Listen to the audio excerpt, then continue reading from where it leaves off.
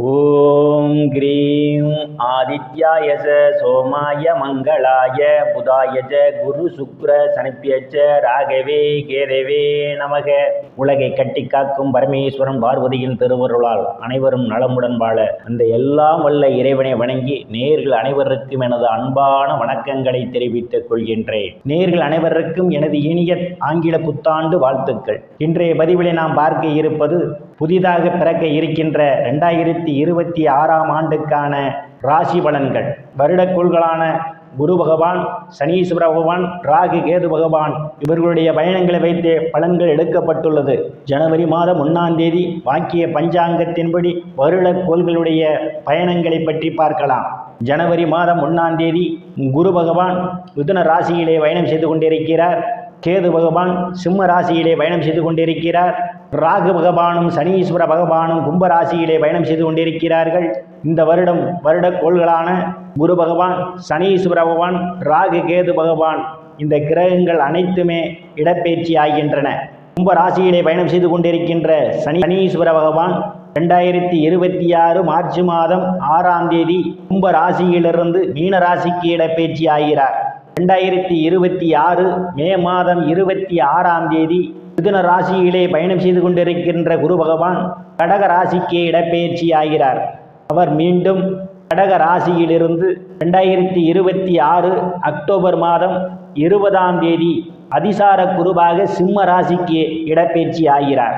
October 20ஆம் தேதியிலிருந்து 2027 பிப்ரவரி 14ஆம் தேதி வரை அவர் சிம்ம ராசியிலே பயணம் செய்து கொண்டிருப்பார்.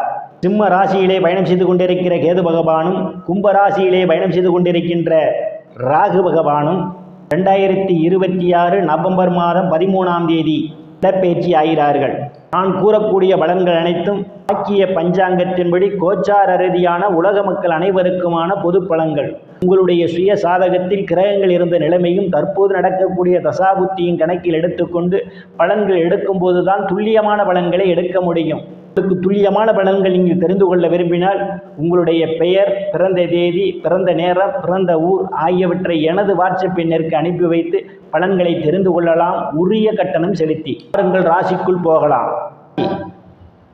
குரு பகவான் 26 மே மாதம் 16ஆம் தேதி வரை ராசிக்கு 12ஆம் இடத்திலும், பின்பு ராசியிலும் மாதம் 20ஆம் தேதியிலிருந்து ராசிக்கு தனங்குடும்ப வாக்குஸ்தானத்திலும் அவர் பயணம் செய்ய இருப்பதாலும் மாதம் தேதி வரை பயணம் செய்து கொண்டிருக்கின்ற சனீஸ்வர பகவான் பாக்கியஸ்தானத்திலே அவர் பயணம் செய்ய இருப்பதாலும் மாதம் 13ஆம் தேதி ராசியிலே பயணம் செய்வதாலும் களத்திரஸ்தானத்திலே பயணம் செய்து கொண்டிருப்பதாலும் அதனுடைய முற்பகுதி ரொம்ப செலவுகளாக இருக்கும்.